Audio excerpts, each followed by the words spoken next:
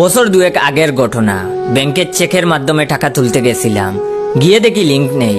অনেকেই তীর্থের কাকের মতো বসে বসে অপেক্ষা করছে কখন লিংক বাবাজি আসবে। একজন তো বলেই ফেললো, লিংক বাবুর কি কোনো আক্কেল জ্ঞান নাই? এত লোককে অপেক্ষা করানোর মানেটা কি? চেকটা হাতে নিয়েই দাঁড়িয়ে আছি। এমন সময় পাশ থেকে আমাকে একজন ফিস করে বললেন, দাদা আমার চেকটা একটু লিখে দেবেন। আসলে লেদকুর পাবলিক আমি, হাতের লেখাও ডাক্তারের মতো। এর লাগি লেখা টেখার দরকার পড়লে আমি হরি যাই। নিজের চেকটা বউকে দিয়ে লেখিয়ে নেই, শুধু সইটা আমি করি।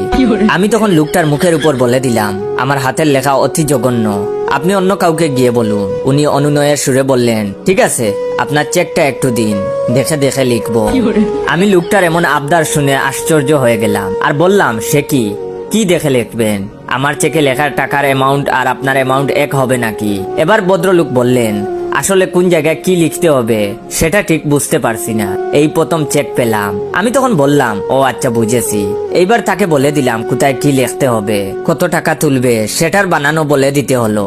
ভদ্রলোক মাধ্যমিক পাস, কিন্তু ইংরেজিতে বড্ড খাঁচা, তাই 500 অনলি কথাটাও বানান করে বলে দিতে হলো। তখন লোকটি আমাকে জিজ্ঞেস করলেন, কিছু মনে করবেন না, বলছিলাম যে অনলি কথাটা কেন লিখতে বলেছেন, একটু যদি বুঝিয়ে দিতেন। তখন আমি বললাম, ওটা লিখতে হয়, সবাই লেখে, কারণ আমিও ঠিক জানি না। আসলে জানলেও ভদ্রলোকের সাথে বক বক করতে করতে মুঠেও ইচ্ছে করছিল না। লক্ষ্য করলাম উনি অনলি কথাটা লিখতে একটু ইতস্তবোধ করছেন। আমি রাগের মাথায় ফট করে আমার চেকটা উনার মুখের সামনে ধরে বললাম, এই যে দেখুন 25,000 অনলি। এবার বিশ্বাস হলো তো? আসসালামু আলাইকুম রহমতুল্লাহ। ভিডিওটা শেষ করার আগে আপনাদের কাছ থেকে একটু সময় নিয়ে নিচ্ছি, আপনারা দয়া করে ভাই রিয়েল পেজ ইওর জয়কে ফলো দিয়ে রাখবেন। এন্ড রিয়েল পেজ থেকে ভিডিওটা দেখতে পেলে সবাই বেশি বেশি করে শেয়ার করে দিয়ে দিবেন, যাতে করে আপনার শেয়ারে অন্যরা ভাই রিয়েল পেজটা পায়। এই যে দেখুন 25,000 অনলি। এবার বিশ্বাস হলো তো?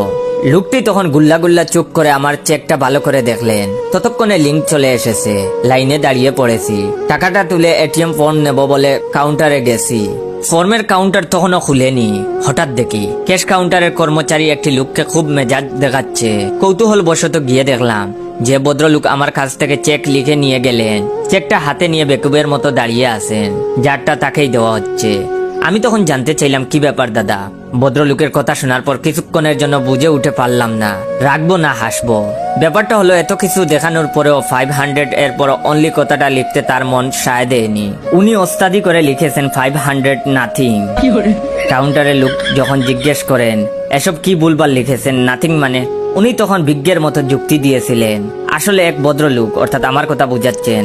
দেখলাম 25,000 পর লিখেছেন অনলি, তাই ভাবলাম 25,000 টাকা যদি মাত্র হয় তাহলে আমার 500 টাকা তো কিছুই না, তাই অনলি না লিখে নাথিং লিখেছি।